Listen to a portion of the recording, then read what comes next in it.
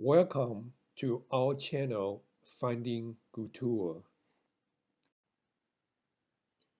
Our topic today is GUTUL on living meaningfully. I'm GUTUL, G-U-T-U-L.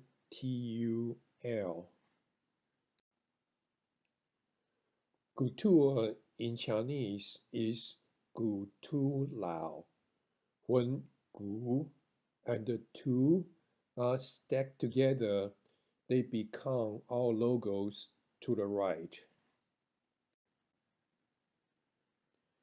This is the 9th topic in the GUTUL series. The first 8 topics are Laozi on Dao De Jing, Buddha on Heart Sutra, God on the Bible, Plato on being, Marx on dialectical materialism, GUTUL on physicalism, GUTUL on meaning of life, and GUTUL on reincarnation, resurrection, and immortality. When it comes to meaning of life, the typical or standard answers are: 1. It is too complicated to explain or even to understand. 2. It's all dependent on individuals. And 3. It's happiness. The worst of them all is for some gurus to fancifully advocate that there is no meaning or purpose in life. This kind of answers bears substantial responsibility for the hedonistic and nihilistic culture and attitude rampant in today's materialistic and narcissistic society and world. Therefore, scholars, gurus, or laymen who wish to opine on meaning of life have to be extremely careful about what they say.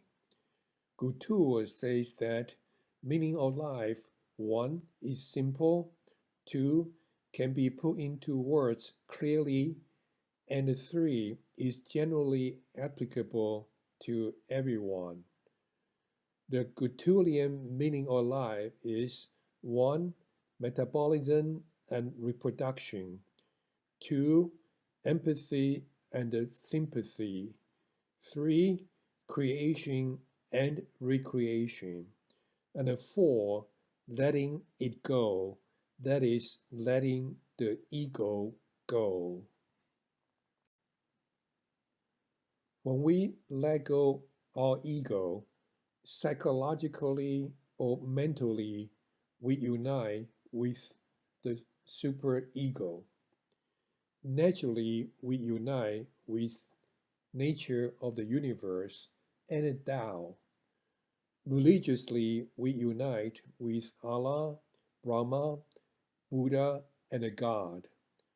Allah, Brahma, Buddha, God, and the superego are only names and labels for nature of the universe, which is symmetry and non-duality. Now, how can we be sure that the Gutulian meaning of life encompasses all aspects of meaning of life and for everyone?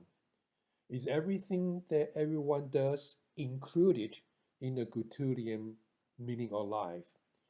Well, metabolism and reproduction indeed happen all the time in every living being.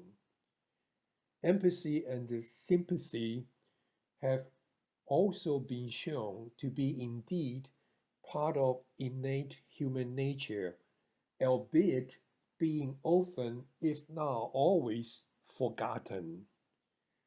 Then how about creation or creative work and letting it go?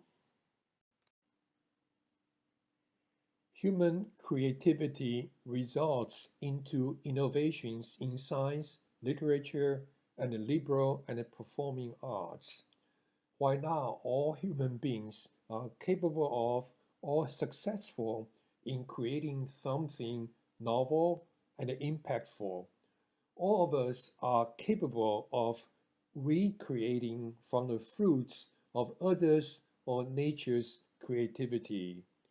When we do sightseeing, attend an art exhibit, read a book, or watch a video, we are recreating in our heads our own creative version of the creation of the original artist or nature. When we engage in recreation, we are recreating and creating. Then how about letting it go? Why is it part and the most important part of meaning of life? In the case of not transcending time and not transcending space, we realize our substance and meaning within this life and within this body through metabolism. In the case of not transcending time, but transcending space, we realize our substance and meaning within this life, but beyond this body by thinking as others through empathy and thinking for others through sympathy. In the case of transcending time but not transcending space, we realize our substance and meaning beyond this life, but within this body by propagating gene through reproduction and by propagating history through creation. And in the case of transcending both time and space, we realize our substance and meaning beyond this life and beyond this body by unifying our soul or spirit with the universe in symmetry and in non duality through letting it go. Metabolism, reproduction, and the creation have things to do with substance or material. Metabolism and reproduction are to keep gene alive in order to transcend time. Creation is to keep history alive to transcend time. Empathy, sympathy, and letting it go are all properties. Empathy and sympathy are to transcend space. Letting it go is to transcend both space and time. For additional detail about meaning of life, please consult the book Meaning of Life by GUTUL, available from Amazon.com.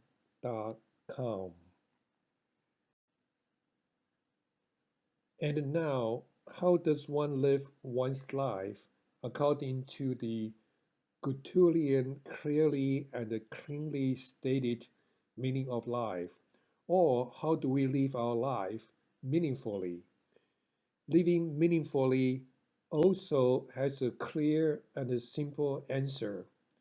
One, on safety. Am I safe? Two, on health. How is my physical well-being?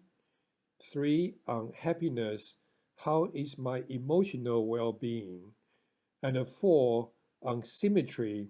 How is my spiritual well-being? Therefore, I constantly remind myself, one, I'm grateful that I'm safe, I'm human, and I have the potential to become enlightened. Two, I'm grateful that I'm healthy and doing well physically by watching my diet and exercising in moderation. Three, I am grateful that I'm happy and doing well emotionally by loving my family, friends, strangers, and foes. 4. I'm grateful that I'm symmetrical and doing well spiritually by being empathetic and sympathetic and non-dualistic. Well, shouldn't this be a simple and a single prayer for everyone? 1. Am I safe? I am grateful that I'm alive. I am human and I have the potential to be in unity with Allah, Brahma, Buddha, Tao, or God. 2. Am I healthy? How is my physical well being?